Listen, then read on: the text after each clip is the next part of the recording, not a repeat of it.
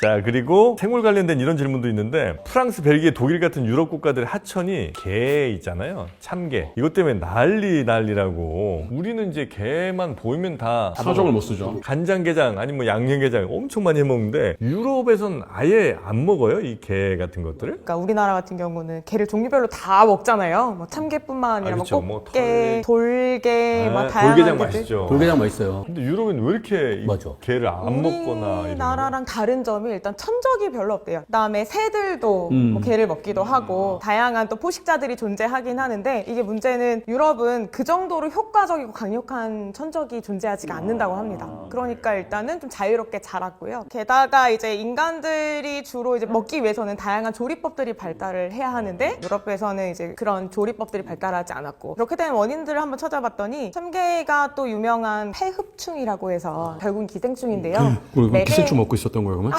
아니요. 기생충을 매개하는 중간 숙주로서 기능을 하는 걸로 좀 알려져 있는데 그래서 조리를 굉장히 잘 해야 한대요. 근데 우리는 전통적으로 간장 같은 고염분에 절인다거나 아니면 푹 끓인다거나 이런 식으로 조리법이 굉장히 차근차근 잘 그럼 확실히 숙성되어 있는 기생충은 거죠. 죽이는 거죠? 네네네. 어쨌든 그거 먹어도 되는 거잖아요. 그럼요. 그래서 안전하게 잘 먹을 수 그 한국 있다. 그 뭐 관광단 이렇게 모집해갖고 유럽에 한번 가서 싹 한번 쓸어오는 가서. 걸로.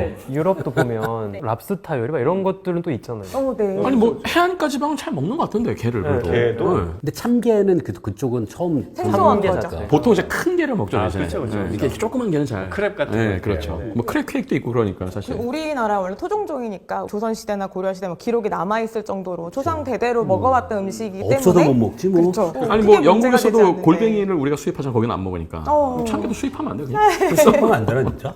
역수출된 거잖아, 근데 예전에 사실인데. 그런 말 나왔었는데 왜 이탈리아의 푸른 예. 게가 막 맞아요. 배송해서 그걸 한국으로 들여오는 게 낫지 않냐 이 얘기 나왔다고 하는데 그게 한국으로 데려오는 비용이 더 많이 든다고. 요새 그래서 그래서 그 바이오매스로 바꾼다고 합니다. 이게 얘네들이 생각보다 이렇게 껍데기가 좋은 재료여가지고 이게 바이오 키틴 같은 걸로 이렇게 섞어가지고 말려가지고 가루로 만들면 운송비가 싸죠. 그래서 식용으로는 못 먹지만 공업용 재료로 쓸 수 있는 콘크리트에도 넣을 수 있어요. 먹어야지. 우리 진짜 무조건 먹는 거 중요하죠. 간장게장. 그렇지. 참게가 또 되게 독특한 게그 꽃게랑은 좀 다른 점이 꽃게는 생각해보시면 몸이 좀 납작하지만 옆으로 길쭉하고 다리가 이제 양옆으로 달려 있는데 집게 다리 말고 나머지 다리를 보면 약간 좀 납작하잖아요. 약간 노처럼 생겼어요. 네네네. 헤엄쳐 다니는 특징이 맞아. 있다고 하는데 참게 같은 경우는 얘네보다는 발이 좀 다리가 통통한 편이에요. 그러니까 얘네는 기어 다니는 발이거든요. 집게 발 여기에 털이 굉장히 두껍게 많이 빽빽하게 나 있는데 네. 이걸 이용해서 굴을 그렇게 열심히 잘 판다고 해요. 문제는 그냥 굴을 팔 때 그러니까 뭐 땅을 그냥 좀 흙을 이렇게 뭉개는 정도, 집을 짓는 정도 이 정도면 사실은 큰 문제가 아닌데 터널을 막 뚫고 다닌다고 합니다. 그러니까 얘네가 보통 이제 야행성인데 낮에는 좀 피해 있어야 되잖아요. 적들도 있고 그다음에 햇빛도 있고 건조하니까요. 들어가 있을 터널을 파는데 하도 길게 파니까 생각해보세요. 수십만 마리가 동시에 그 터널을 판다고 생각하면 그 흙 안에가 구멍이 숭숭 뚫리잖아요. 네. 그래서 이제 하천변에 어떤 침식이나 제방이 무너지거나 그로 인한 이런 싱크홀이. 일이 일어날 수 그 있는 유럽 거죠. 사람들은 웬 아시안들이 이렇게 테러를 하나 생각하겠네. 참게 싱크홀. 참게 싱크홀. 기본적으로는 뭐 외래종이 갑자기 증가했으니까 뭐 생태계 교란종이고 이런 문제도 분명히 있긴 한데 그것보다도 좀 더 현실적인 문제로 오는 거는 토목적인 구조적인 문제가 좀 더 심각해지고 있다고 합니다. 보다 팬들에게 제가 또 하나 팁을 알려드리겠습니다. 참게를 보시고 싶으신 분들은 비가 많이 내린 날 다음 날 천변에 뭐 자전거 도로 이런 데 있잖아요. 가시면 밤에 나면 천지예요. 아 진짜요? 그 때가 있죠. 항상 그런 건 네, 아니에요. 그렇긴 한데 진짜 많아요. 생각보다. 특히 한강 쪽으로. 도로가 완전히 막 덮여 막 자전거 밖에 막 밟혀요. 막. 그 정도요? 그 정도로. 천변에 그렇게 많아요? 특히 비가 많이 온 날. 한강에서 몰래 이제 낚시하다가 걸리시는 분들도 있고 뭐 아라뱃길 이쪽에서도 몰래 엄청 많이 있더라고요. 적발되고 이렇기도 한다고 하더라고요. 관광단 모아서 유럽에 가서 그런 날 이렇게 삽으로 여튼 유럽에 지금 막 창궐하는 그 개들은 우리나라에서 간 거예요? 우리나라만이라고 할 수는 없어요. 동아시아 지역에서 동북아시아 주로- 지역 아니에요? 네. 그냥 어떻게 가요? 중국이나 뭐 동아시아 지역에서 이제 많이 사는 아이들이 유럽까지 어떻게 갔는지 루트를 한번 보면 해양 생물들은 대부분 선박을 이용해서 배를 간 타고. 경우가 배를 많은데 타고. 근데 얘네가 또 평형수? 이제 뭐 탄 건 아니지만 평형수에 이제 유입이 돼서 이제 간 걸로 많이 알려져 있어요. 근데 살아있네. 좀 의아한 참게는 게 민물개 아니에요? 그쵸. 근데 근데 어디에 거기 가지? 바닷물을 맞아. 옮기는 과정에서 개가 들어가는 것도 희한하잖아요. 희한하네. 사실 개가 작지도 않은데. 참게 중에 요 민물하고 바닷물 만나는 지역에 사는 애들이 있어요. 네. 근데 그리고 참게가 또 재밌는 게 만나는 지역에 살 뿐만 아니라 성체는 민물에 사는데 알을 낳을 때는 바다로 가서 알을 낳아요.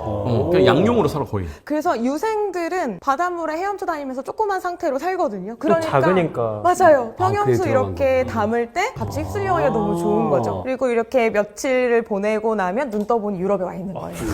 공짜로. 생태계를 파괴하나요 얘네가 거기 가서? 맞습니다. 일단 천적이 없으니까 경쟁자도 없고요. 거기다가 저걸 넣어줘야 되겠네. 딱총새우를. 걔네들은 무조건 이 파괴하잖아. 이 껍데기를. 한 번에 알도 너무 많이 나와서 암컷 한 마리가 막 수십만 개씩의 알을 낳는다고 하거든요. 그러니까 번식기를 지나고 나면 개체수가 갑자기 폭증하는 거죠. 하여튼 빨리 유럽 사람들도 게장을. 간장게장에 게장의 맛을 빨리 보는 것으로. 네, 그럼 아마 다 해결될 겁니다, 이 문제들. 혹시 그 생명체들은 통신을 그들끼리는 주로 뭘 많이 하나요? 뭐 초음파 이런 것들 많이 할 것 같고. 초음파도 사용하고 네. 페로몬이라고 해서 향기로. 네, 향기 활용하고. 통신 많이 하겠구나. 저는 페로몬으로 통신하는 건 너무 신기한 게 페로몬은 기본적으로 물리적으로는 확산이 돼버리거든요. 그럼 조금이라도 거리가 멀어지면 결과적으로는 이 거리의 3승에 비례해서 없어져요. 그런데 몇 킬로미터 밖에서도 어마어마하게 작은 농도를 감지한다고? 저는 이게 너무 신기한 거예요. 근데 대개는 감지하는 게 이 개체가 확산시킨 페로몬이 날아가서가 아니라 이 개체 주변에 있는 페로몬을 움직이면서 인식하는 거 아니에요? 근데 몇 킬로미터 밖에서 그걸 어떻게 감지하죠? 몇 킬로미터가 아닌 거죠, 그러니까. 예를 들어 뭐 개미가 뭐 움직일 때 네. 페로몬을 그거는 이제 이용하긴 흔적을 남긴 걸 하는데 따라가고 3km 떨어져 있는 친구가 남긴 페로몬을 여기서 개미가 인식할 수는 없잖아요. 바람을 타고 바람을 타고 그렇지. 최근에 본 다큐에서 되게 재밌었던 게 깎아지를 듯한 절벽에 정말 위태위태하게 살아가는 사냥들인데 혼자 살아가는 거예요. 고립돼서. 평소에는 혼자 살아가지만 번식을 하려면 짝이 필요하잖아요. 그쵸. 근데 그렇다고 해서 혼자 뭐 무작정 찾아다닐 수는 없잖아요. 그러니까 자기가 다니는 길목마다 자기 냄새를 묻혀놓는 묻혀놓고. 거예요. 보통 그러면은 야생에서 보통 우리가 냄새를 묻혀놓는 건 영역 표시라고 생각하고 그쵸. 거기를 피해 간다고 생각하잖아요. 근데 그게 아니라 짝을 구합니다 라고 계속 신호를 남겨놓는 거예요. 쪽지 남겨놓는 거예요? 네, 그리고 다음날 다시 거기를 지나고 그 다음날 가고 몇 날 며칠 계속 실패를 하다가 며칠 만에 드디어 누군가 이제 암컷 사냥이 지나가다 그 냄새를 맡고 냄새가 근데 내 스타일이야. 연락주세요. 그러면은 그 연세를 따라서 가고 근데 오. 맡았는데 내 스타일이 아니야. 그러면은 이제 무시하고 다른 길로 간다고 하는 다큐가 있었거든요. 무슨 너무 등산로에 흥미롭다고. 리본 달아놓는. 진화론을 따르면 당연히 그러면 그 냄새를 또 감지할 수 있는 천적도 있겠네. 그쵸. 그러면 이제 이걸 따라가면 먹이가 있겠군. 이렇게 생각할 수도 있을 거예요. 진짜 그런 건 안 건드렸으면 좋겠어요. 겨우 그거 한번 사랑 한번 한 거 같은데. 그렇긴 한데 이게 참 엄청 어려운 일이. 높은 절벽에 살아가다 보니까 천적도 사실은 피해서 거기 올라간 거니까 천적도 잘 없고 대체로 다른 동물들은 냄새로 혹은 소리 혹은 뭐 초음파 뭐 이런 것들이 이제 주로 소통 수단이 근데 페로몬은 화학 성분이면 온도나 날씨, 습도 이런 거 영향을 받지 영향을 않아요? 받죠. 그러면 날씨에 따라서 약간 소통이 되는 정도가 달라질 수 있겠네요. 노이즈가 끼는 거지. 신기하다. 역시 음파가 제일 좋은 것 같아. 보통 그래서 소통 수단을 하나만 단일하게 사용하지 않고 여러 개를 같이 사용하는 것 같아요. 아까 그 사냥 모처럼 페로몬 남겼는데 그 다음날 비 오고 그러면 어떡해? 다시 가야죠. 비에 잘 안 씻기는 페로몬으로 하면 안 돼요? 방수. 녹색 페인트, 우레탄으로?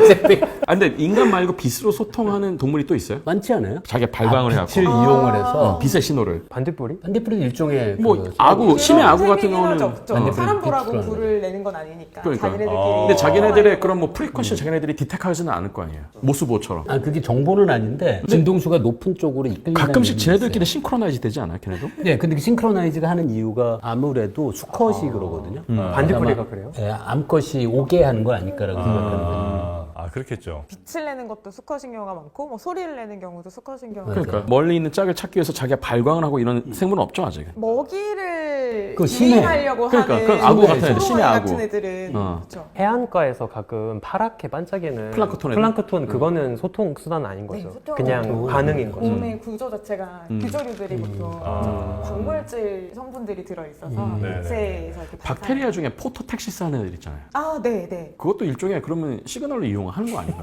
저는 항상 그게 궁금했었어요. 인간 말고 그런 동물이 또 있나? 아, 인간도 보통은 음성인데 청각인데 수화는 일종의 빛을 이용한 소통이라고 할 수도 있겠다, 그죠? 아 근데 그는 보는 이제 거니까. 그냥 수동적인 거잖아요. 뭔가 능동적으로 빛을 발광해서 근데 인간도 몸에서는 그걸 하는 건 아니에요. 대신에 개발했잖아요. 전파나 그런 걸로. 소리까지는 아니고 진동을 통해서 소통하는 경우들은 또 진동. 있긴 있어요. 땅속에 사는 애들이나 흰개미들이 보통 그래요? 미국에서는 목조주택들을 많이 이제 짓고 맞아요. 사니까 네. 흰개미들이 한번 이제 창궐을 하면 흰개미들은 나무를 갉거든요. 큰 문제가 돼서 흰개미들을 퇴치하는 우리나라로 치면 약간 세스코처럼 이제 그런 것들이 굉장히 중요한데 그러면은 진원지를 찾아야 하잖아요. 왜냐면은 일부만 없애봤자 계속 남아 있으니까 그 집단 생활을 하면 그리고 얘네끼리 어떻게 소통하는지 맞아요. 이해하는 게 되게 필요한 거예요. 그래서 이제 흰개미들끼리 서로 어떻게 소통하는지 연구한 자료들을 많이 이제 논문들이 많이 있는데 진동으로 서로 신호를 신기하네요. 주고받는 것들이 그러니까 뭐 나름 패턴이 있고 뭐 어떤 식으로 진동 뭐 주기가 가면 이거는 뭔가 뭐 먹이가 있다는 신호고 우와. 어떤 식으로 가면은 뭐 적이 왔으니 뭔가 피해야 된다 위험 신호고 이런 식으로 약간의 패턴들이 있다고 합니다. 하긴 나무라는 고체 안에서 먼 거리로 통신하기 위해서 가장 좋은 게 진동이긴 하겠네요. 맞아요.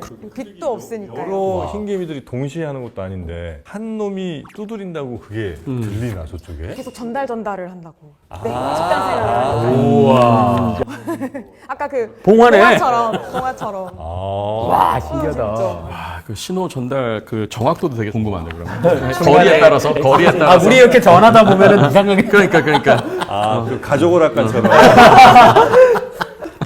처음에 시작한 말이랑 끝에 시작한 말이 너무 달라갖고 맞아요. 서로 싸대기 때리고. 오인되고 막. 아, 그렇게. 사람들은 또 기가 막히게 그거 이제 찾아가지고 여기 있구나 해서 이제 없애고.